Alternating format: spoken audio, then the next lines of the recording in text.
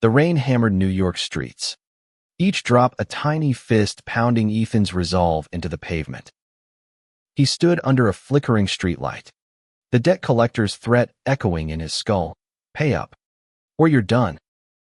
At 24, Ethan had nothing left to give except himself. The alley smelled of damp concrete and desperation. Ethan's sneakers scuffed against the ground as he waited for Caleb, the man who'd offered a way out. Not just any wide deal that twisted Ethan's gut.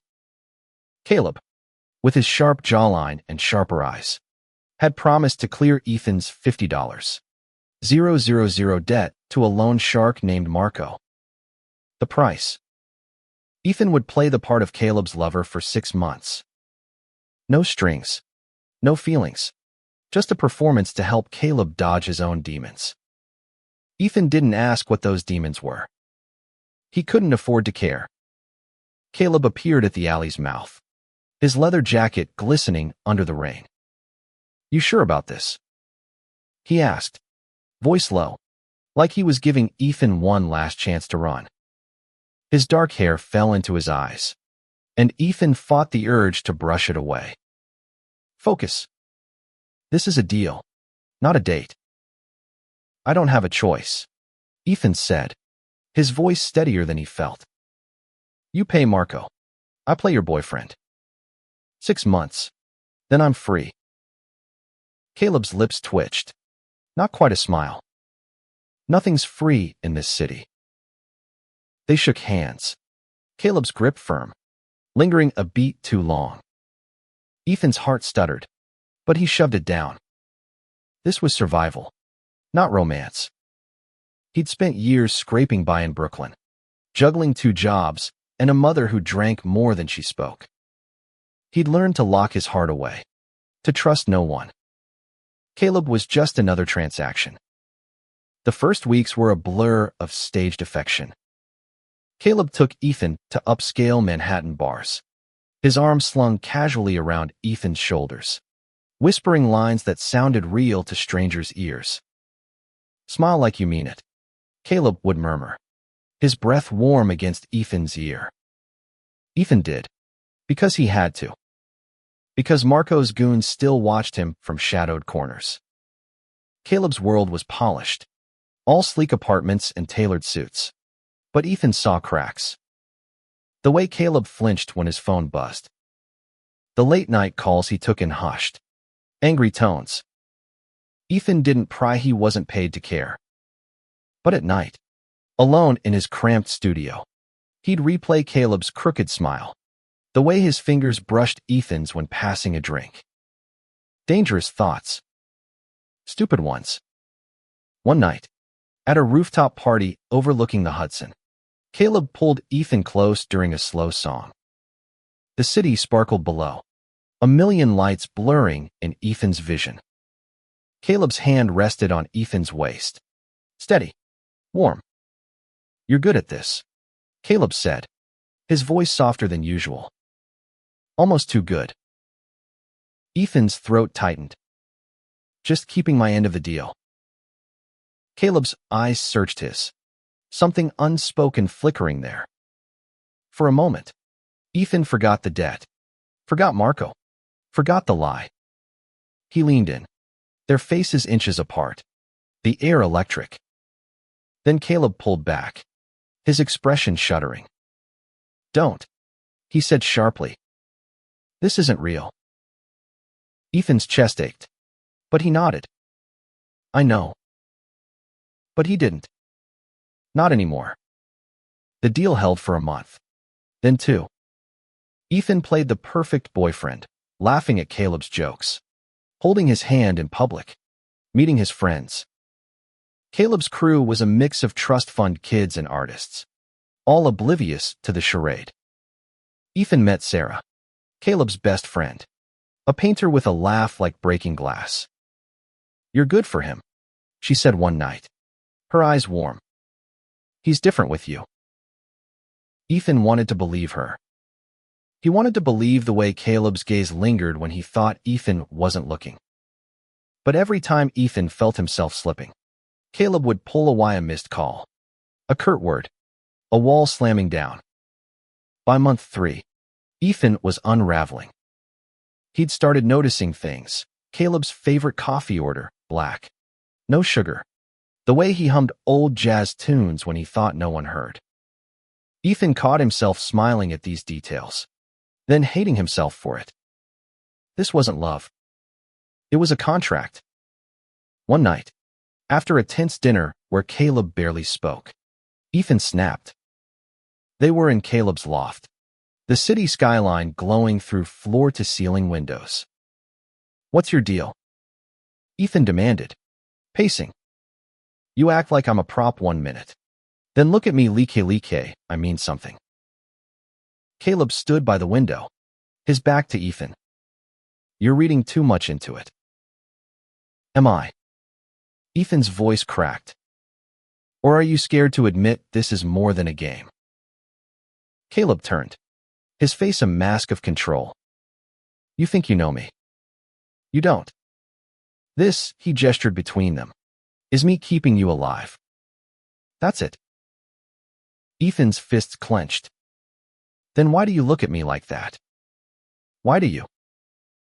"Stop." Caleb's voice was a blade. "You're not my type, Ethan. You're not my anything." The words hit like a punch. Ethan stormed out, the door slamming behind him. Rain soaked him as he walked home, each step heavier than the last. He'd been a fool to think this was anything more than a transaction. Caleb was writhed, didn't know him. But God, he wanted to.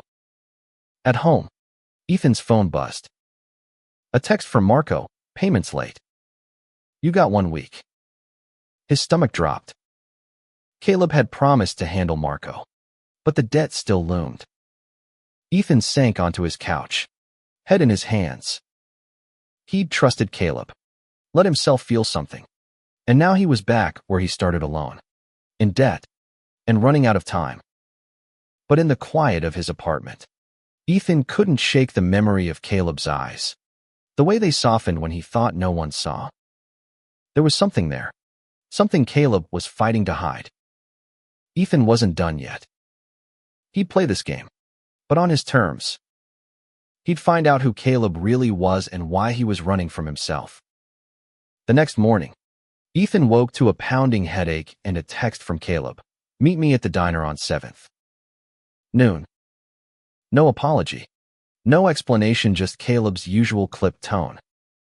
Ethan stared at the screen, torn between anger and that stupid, stubborn hope that kept clawing at him. He pulled on a jacket and headed out. The city's hum a dull roar in his ears. The diner was a relic, all chipped formica and greasy air.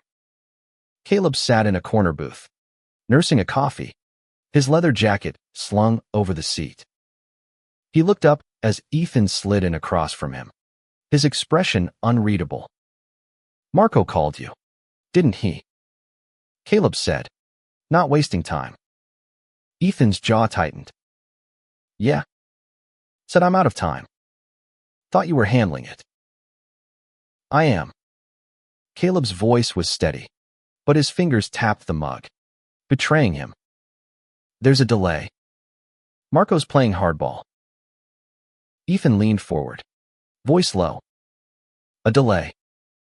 I'm the one who gets a broken kneecap if this goes south. What's going on?" Caleb's eyes flicked away, landing on the rain-streaked window. "It's complicated. Marco's not just a loan shark's got ties to people I owe. People I can't cross." Ethan's stomach twisted. "So this was never just about my debt. You're using me to dodge your own mess." Caleb's gaze snapped back, sharp. "You think I drag you into this for fun? I'm keeping you alive, Ethan. You don't know what these people are capable of." "Then tell me." Ethan's voice rose, drawing a glance from a waitress. He lowered it, leaning in. "You act like I'm nothing. Then look at me like I'm everything. I deserve to know what I'm risking my neck for." Caleb's face softened for a split second, then hardened again. You're risking your neck because you borrowed money you couldn't pay back. Don't put that on me. Ethan wanted to argue, to demand answers, but the truth stung. He'd been reckless, borrowing from Marco to cover his mom's hospital bills after her last bender. Caleb was his lifeline, not his enemy. But that didn't make the lies hurt less. They sat in silence, the diner's jukebox playing some forgotten 80s tune. Finally, Caleb spoke, his voice quieter. I'm handling Marco. Just keep playing your part. We're almost through this. Ethan nodded, but doubt gnawed at him. He didn't trust Caleb, not fully. Not anymore. The next weeks were a tightrope. Ethan leaned into the role of Caleb's boyfriend. But every touch, every smile felt heavier. They attended gallery openings, brunches, a charity gala where Caleb's charm dazzled everyone but Ethan. He saw the cracks now, the way Caleb's laugh never reached his eyes, the way he scanned every room like he was waiting for a trap. Sarah noticed it too. At a bar in Williamsburg, she cornered Ethan while Caleb was at the bar. He's not himself, she said, her paint-stained fingers gripping a beer. He's been off since his dad cut him off last year. You know about that, right? Ethan shook his head, surprised. Caleb had never mentioned his family. Cut him off. Why? Sarah hesitated, glancing at Caleb. His dad's some big-shot lawyer. Wanted Caleb to follow in his footsteps, but Caleb chose art school instead. They had a blowout, and Caleb's been on his own since. Thinks he's got to prove something. Ethan's chest tightened. Caleb's polished life the loft. The parties was a front. He was as broke as Ethan, just better at hiding it. Why's he mixed up with Marco? Then, Ethan asked. Sarah's face darkened. That's not my story to tell. Just be careful, okay? He's not as tough as he acts. Ethan nodded, but his mind raced. Caleb was running from more than a lone shark. There was a story behind those guarded eyes, one Ethan was determined to uncover. That night, after another staged date, Ethan followed Caleb to his loft. They sat on the couch, a bottle of whiskey between them. Caleb was looser than usual, his guard slipping with each sip. You ever feel like you're drowning? Caleb asked, staring at the ceiling. Ethan paused, glass halfway to his lips. Every day? Caleb's eyes met his, raw and unguarded. I didn't want this. You know, dragging you into my mess. But I saw you in that alley. So damn stubborn. And I couldn't let Marco have you. Ethan's heart pounded. Why do you care? Caleb laughed, bitter. Because I'm an idiot. He leaned closer, their knees brushing. Because you're not just a deal to me. The air stilled. Ethan's pulse raced as Caleb's hand grazed his cheek, hesitant, like he was testing the edge of a cliff. Ethan leaned in, closing the gap, their lips meeting in a kiss that felt like a confession. It was slow, desperate, real. For the first time, Ethan believed Caleb felt it too. But when they pulled apart, Caleb's face crumpled. We can't, he whispered, standing abruptly. This wasn't supposed to happen. Caleb, Ethan started, but Caleb was already halfway to the door. I need air, Caleb said, grabbing his jacket. Don't follow me. The door slammed, leaving Ethan alone with the whiskey and a truth he couldn't ignore. He was falling for Caleb, and Caleb was running scared. Ethan didn't sleep. Caleb's kiss lingered like a bruise, tender and raw. By morning, he was done waiting for answers. If Caleb wouldn't talk, Ethan would dig. He started with Sarah. They met at a coffee shop in Bushwick, her easel propped against the wall. Tell me about Caleb's deal with Marco, Ethan said, Cutting to the chase. Sarah sighed, stirring her latte. Caleb's dad didn't just cut him off, humiliated him. Called him a failure. A disgrace. Caleb turned to Marco to fund his art, to prove he didn't need his dad's money. But Marco's not a bank. He's a leash. Ethan's stomach sank. So Caleb's in debt too. Worse, Sarah said. Marco's got him running errands, shady stuff. Caleb won't tell me details, but it's eating him alive. You're his way of keeping Marco off his back. A fake boyfriend makes him look stable, untouchable. Ethan's fists clenched. He's using me to play house for a loan shark. It's not just that, Sarah said softly. I've seen how he looks at you. He's fighting it. Ethan. He's scared. Of what? Ethan pressed. Of you. Of feeling something real. Caleb's been burned before his dad. His ex. He thinks love is a trap. Ethan left the coffee shop with more questions than answers. Caleb wasn't just hiding from Marco, he was hiding from himself. But Ethan wasn't giving up. He'd signed on for a deal, but now he wanted the truth. That night, Ethan found Caleb at a dive bar in Hell's Kitchen, nursing a beer alone. Ethan slid onto the stool beside him. You ran last night, Ethan said, voice steady. Talk to me. Caleb's jaw tightened. There's nothing to say. Bullshit. Ethan leaned closer, voice low. You kissed me. That wasn't part of the deal. Caleb's eyes flashed, but he didn't deny it. You don't get it, Ethan. I'm poison. Everyone who gets close to me ends up hurt. Then why drag me into this? Ethan shot back. Why pick me? Caleb's laugh was hollow. Because you looked like you could handle it. Like you wouldn't break. Ethan's chest ached. I'm not breaking. But I'm not playing your game anymore either. You want me gone. Pay Marco and let me walk. But if you want me to stay, he paused, heart pounding. Tell me who you are. Caleb stared at him, something raw flickering in his eyes. For a moment, Ethan thought he'd break through. Then Caleb stood, tossing cash on the bar. Go home, Ethan. This was a mistake. Ethan watched him leave, frustration boiling. He wasn't done. Not by a long shot. The next day, Ethan tailed Caleb. It was reckless, but he needed answers. He followed him to a warehouse in Red Hook, watching from a distance as Caleb met a man in a suit, Marco. Their conversation was tense, Caleb's hands gesturing sharply. Ethan couldn't hear, but he saw Marco hand Caleb an envelope, his expression cold. Caleb nodded, tucking it into his jacket. Ethan's blood ran cold. Caleb wasn't just in debt, he was in deep, entangled in something darker than Ethan had imagined. When Caleb left, Ethan followed, keeping to the shadows.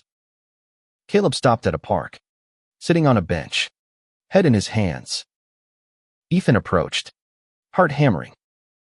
What was that? Ethan demanded, stepping into the light. Caleb's head snapped up, eyes wide. What the hell are you doing here? Following you, Ethan said, unapologetic. You're in trouble, Caleb. Let me help. Caleb stood, voice shaking. You can't. You don't know what you're asking. Then tell me. Ethan grabbed his arm, desperate. I'm not just your fake boyfriend anymore. I care about you. Caleb's face crumpled, and for a moment, Ethan thought he'd crack. But then Caleb pulled away, his voice cold. You're in over your head, Ethan. Walk away before you get hurt. He left Ethan standing there, the envelope burning a hole in his jacket. Ethan's resolve hardened. He wasn't walking away, not from Caleb, not from whatever mess they were in. He'd find a way to save them both, even if Caleb didn't want to be saved. Ethan couldn't let it go. Caleb's words, "walk away before you get hurt," rang hollow against the pull in Ethan's chest. He was in too deep, and not just because of the debt. Caleb's kiss, his guarded glances, the way he'd softened for a fleeting moment, they haunted Ethan. He needed to know the truth, even if it broke him. He started digging. Using an old laptop from his roommate, Ethan scoured public records, social media, anything that might explain Caleb's ties to Marco. He found little: Caleb's art school portfolio, a few grainy photos from gallery openings, a mention of his father, Richard Holt, a high-profile attorney with a penthouse in Manhattan. Nothing about Marco. Nothing about the envelope. Frustrated, Ethan turned to the streets. He knew a guy, Tommy, a bartender with a knack for hearing things. They met at a dive in the East Village, the air thick with cigarette smoke. "Marco's bad news," Tommy said, wiping a glass. "Runs a crew out of Red Hook. Drugs, money laundering, you name it. If Caleb's mixed up with him, he's not just in dead zone." Ethan's stomach churned. What kind of errands would Marco have him running? Tommy shrugged. Could be anything, courier. Look out. Maybe worse. Marco doesn't play nice. You in this too? Not like that, Ethan said, but doubt crept in. Was he? Caleb had dragged him into this world, and now Ethan was tailing him, chasing secrets. He thanked Tommy and left, the city's pulse matching his racing heart. That night, Ethan went to Caleb's loft uninvited. The doorman recognized him, waving him up. Caleb answered the door, shirt unbuttoned, eyes tired. "What now, Ethan?" he asked, voice flat. "I know about Marco," Ethan said, stepping inside. "You're not just paying off my debt. You're running for him." Caleb froze, then turned away, pouring a drink. "You shouldn't have followed me." Too late. Ethan's voice shook with anger, fear, something else. "You're in deep, Caleb. Drugs. Money. What is it?" Caleb slammed the glass down, whiskey splashing. "You think you can handle the truth? Marco's got me moving cash. Small drops. Nothing heavy. But if I stop, he'll come for me. And now, because of you, he knows who you are." Ethan's blood ran cold. "What does that mean?" "It means you're a liability." Caleb's voice cracked. "I told him you were nobody. Just a fling. But Marco doesn't buy it. He sees you with me. He thinks you're in on it." Ethan's knees weakened. "So I'm a target now. Because of your lies." Caleb stepped closer, eyes blazing. "I was trying to protect you. You think I wanted this? I picked you because you were desperate. Yeah, but also because..." He stopped, jaw tight. "Because what?" Ethan pressed, heart pounding. Caleb looked away, voice barely a whisper. "Because I saw you, Ethan. That night in the alley. You were scared but defiant. I wanted to save you. And now I've screwed it all up." The air between them crackled. Ethan reached out, touching Caleb's arm. "Then let me help. We can figure this out together." Caleb pulled back, shaking his head. "You don't get it. There's no together. Marco's watching. If we're too close, he'll use you to get to me." Ethan's chest ached. "So what? You push me away. Pretend you don't feel this." Caleb's eyes met his, raw and unguarded. "I feel it. That's why I'm pushing." They stood there, inches apart, the weight of their words suffocating. Ethan wanted to close the gap, to kiss Caleb and make him stay. But fear stopped him. Not fear of Marco, fear of Caleb's walls. Of the truth he still held back. The next day, Ethan got a call from an unknown number. A gravelly voice. Marco. You're Caleb's boy, right? Meet me at the pier. Midnight. Alone. Ethan's heart stopped. He should have told Caleb. Should have run. But something in Marco's tone told him running wasn't an option. He went. The pier's shadows swallowing him as he waited. Marco appeared, flanked by two men, his smile cold. Caleb's been sloppy, he said. You're his weakness. So here's the deal. You keep him in line, or I make sure you both disappear. Ethan's mouth went dry. I'm not his keeper. Marco laughed, stepping closer. You're whatever I say you are. Tell Caleb to make the next drop. No mistakes. Or you're the one who pays. Ethan nodded, fear clawing his throat. As Marco vanished into the night, Ethan realized he was in deeper than ever, not just with Caleb, but with a world that could swallow them both. Ethan didn't tell Caleb about Marco's threat. Not yet. He needed time to think, to find a way out that didn't end with them both in body bags. But every glance at Caleb, his tired eyes, his forced smiles made Ethan's resolve waver. He was falling, hard, and it was clouding his judgment. The next week was a blur of tension. Caleb kept up the charade, dragging Ethan to parties, his arm around him like nothing had changed. But Ethan felt the strain in every touch, the way Caleb's fingers lingered then pulled away. They were playing a dangerous game, not just with Marco, but with each other. Ethan started planning. He couldn't trust Caleb to come clean, so he went back to Tommy. I need dirt on Marco, Ethan said over beers at the bar. Something to leverage. Tommy whistled low. You're playing with fire. Man. Marco's untouchable. Cops look the other way, too many payoffs. There's got to be something. Ethan pressed. A weak spot. Tommy leaned in, voice low. Word is, Marco's got a ledger, names, dates, deals. If you could get that, you'd have him by the balls. But it's locked up tight, probably in his office at the warehouse. Ethan's pulse quickened. A ledger could be their ticket out if he could get to it. He thanked Tommy and left, his mind racing. Breaking into Marco's warehouse was insane. But what choice did he have? Caleb was drowning, and Ethan wasn't letting him go down alone. He didn't tell Caleb his plan. Instead, he played the dutiful boyfriend, keeping up appearances while watching Caleb unravel. One night, at a gallery opening in Chelsea, Caleb was off, his smiles too bright, his laugh too loud. Ethan pulled him aside, into a quiet corner. What's wrong? He asked. Caleb's eyes were glassy, his voice tight. Marco's tightening the screws. Wants a bigger drop tomorrow. I can't. He trailed off, rubbing his face. I can't keep doing this. Ethan's heart clenched. Then don't.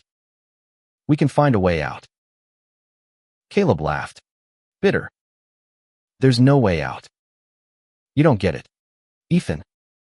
Marco owns me. No, he doesn't. Ethan grabbed his shoulders, forcing Caleb to meet his eyes. You're not his. You're. He stopped, the words your mind caught in his throat. Instead, he said, you're better than this. Let me help. Caleb shook his head, pulling away. You can't fix this. Just stay out of it. But Ethan couldn't. The next night, he went to the warehouse. It was a stupid move, but desperation drove him. The building loomed in Red Hook, its windows dark. Ethan slipped through a side door, heart pounding, flashlight shaking in his hand. He found Marco's office locked, But the door was old, the lock flimsy. A few tense minutes with a paperclip, and he was in. The ledger was there, a black notebook on the desk. Ethan flipped it open, scanning names, numbers, dates. Caleb's name appeared over and over, tied to cash drops, addresses, even a few names Ethan recognized from Caleb's circle. His hands shook as he snapped photos with his phone. This was their leverage. But then footsteps echoed outside. Ethan froze, shoving the ledger back and ducking under the desk. The door opened, and Marco's voice filled the room, low and angry. "Caleb's slipping," he said to someone. "If he screws up tomorrow, we take the kid instead." Ethan's blood ran cold. They were talking about him. He held his breath, waiting until Marco and his men left before slipping out, the photos burning a hole in his pocket. He had what he needed, but at what cost? He went straight to Caleb's loft, banging on the door. Caleb answered, bleary-eyed, a bottle in hand. "What now?" he slurred. Ethan shoved past him, holding up his phone. "I got it. Marco's ledger. Names. Deals everything. We can use this to get out." Caleb's eyes widened, sobering fast. "You did what? Are you insane?" "Maybe," Ethan said, voice shaking. "But I'm not letting Marco own you. Or me." Caleb grabbed Ethan's phone, scrolling through the photos. His face paled. "If he finds out you took these." "He won't," Ethan said, stepping closer. "We can do this, Caleb. Together." Caleb's eyes met his, a storm of fear and something softer. He reached out, pulling Ethan into a fierce, desperate kiss. "You're going to get us killed," Caleb whispered against his lips. "Then we go down fighting," Ethan said, holding him tight. For the first time, Caleb didn't pull away. The photos were a ticking bomb. Ethan and Caleb spent the next day holed up in Caleb's loft, blinds drawn, poring over the images. Names, dates, dollar amounts. Marco's empire laid bare. "This could ruin him," Caleb said, voice low, like he was afraid to believe it. "But he'll kill us first." Ethan nodded, his throat tight. "We need someone to take this to. Someone clean." Caleb's laugh was sharp. "Clean? In this city? Good luck." But Ethan had an idea. Sarah. She'd mentioned a friend, a journalist named Mia who worked for a small investigative outlet. "She's hungry for a big story," Sarah had said once. Ethan called her, setting up a meeting at a crowded cafe in Midtown. Neutral ground.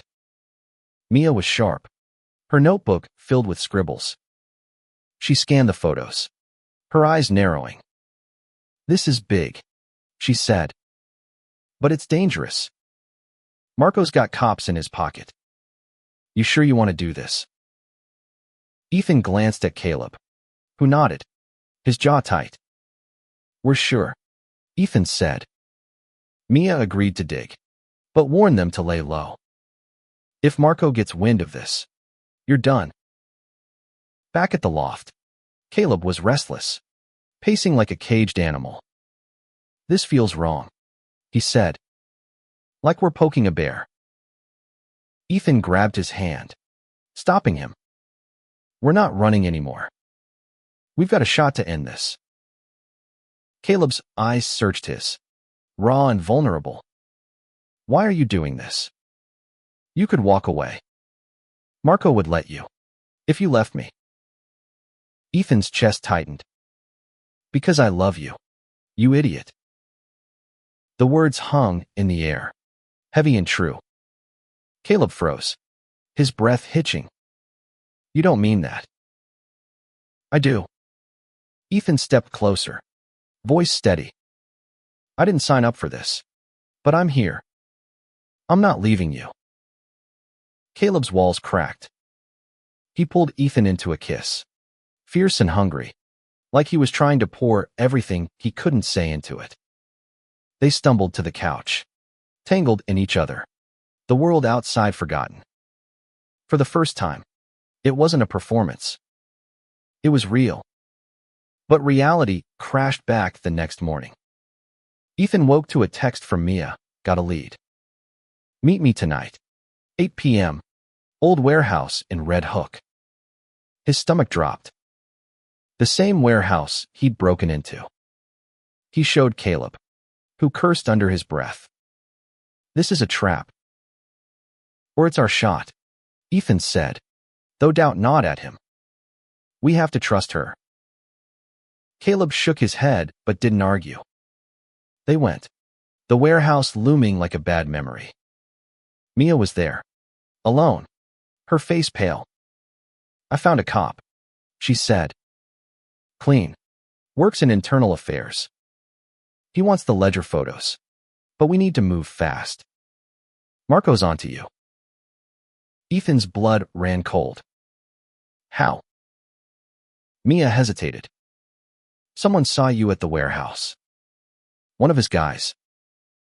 Caleb grabbed Ethan's arm, eyes wild. We need to go? Now. But it was too late. Headlights cut through the dark, tires screeching. Marco's men. Ethan's heart pounded as he and Caleb ran, Mia shouting for them to follow her. They ducked through alleys, the sound of pursuit close behind. Ethan's lungs burned, but Caleb's hand in his kept him moving. They lost Marco's men in the maze of Red Hook, hiding in an abandoned lot. Mia panted, clutching her phone. I sent the photos to my contact. It's done. But you two need to disappear. Caleb's face was grim. There's nowhere to go. Marco will find us. Ethan squeezed his hand. Then we fight. Together. Caleb's eyes met his, a flicker of hope breaking through. Together, he echoed. They split from Mia, promising to stay low. But as they slipped back into the city, Ethan felt the weight of what was coming. Marco wasn't done. And neither were they. Ethan and Caleb went underground, crashing at Sarah's tiny apartment in Greenpoint. Her couch was lumpy, but it was safe for now. Sarah didn't ask questions, just handed them blankets and a burner phone. Lay low, she said. Mia's working on it. The waiting was torture. Ethan and Caleb barely spoke, the air between them thick with unspoken fears. At night, they lay side by side, not touching, but close enough to feel each other's warmth. Ethan wanted to reach out, to anchor Caleb, but the fear in Caleb's eyes stopped him. They were running out of time. Mia called 2 days later. The cop's moving, she said. He's got the photos, building a case. But Marco's spooked. He's looking for you. Ethan's grip tightened on the phone. What do we do? Stay hidden, Mia said. I'll let you know when it's safe. But safe felt like a fantasy. That night, Caleb woke Ethan, his voice urgent. We can't stay here. Sarah's at risk. Ethan nodded, heart heavy. They left a note for Sarah and slipped out, heading for a cheap motel in Queens. The room smelled of mildew, but it was a roof. Caleb sat on the bed, head in his hands. This is my fault, he said. I dragged you into this. Ethan knelt in front of him, forcing Caleb to look at him. We're in this together. Stop trying to carry it alone. Caleb's eyes glistened. I don't deserve you. Ethan kissed him, soft and sure. You do. We'll get through this. But Marco was closing in. The next morning, Ethan spotted a car idling outside the motel, too sleek for the neighborhood. We need to move, he said. grabbing their bags. They took a bus to the Bronx, blending into the morning crowd. Caleb was quiet, his hand gripping Ethan's like a lifeline. "If this goes wrong," Caleb said, "promise me you'll run." Ethan shook his head. "Not without you." Caleb's smile was small, sad. "You're stubborn as hell." "Takes one to know one," Ethan said, and they both laughed. A fleeting moment of lightness. Mia's next call came at dusk. "The cops got enough. They're raiding Marco's warehouse tonight. Stay low until it's over." Ethan felt a flicker of hope, but it died when he saw Caleb's face. "What's wrong?" he asked. Caleb's voice was barely a whisper. "Marco knows it's me. He called this morning. Said if I don't show up at the pier tonight, he'll find you." Ethan's blood ran cold. "You're not going." "I have to," Caleb said, standing. "It's the only way to keep you safe." Ethan grabbed his arm, desperate. "No. We're done playing his game. We wait for the raid." Caleb pulled free, his eyes pleading.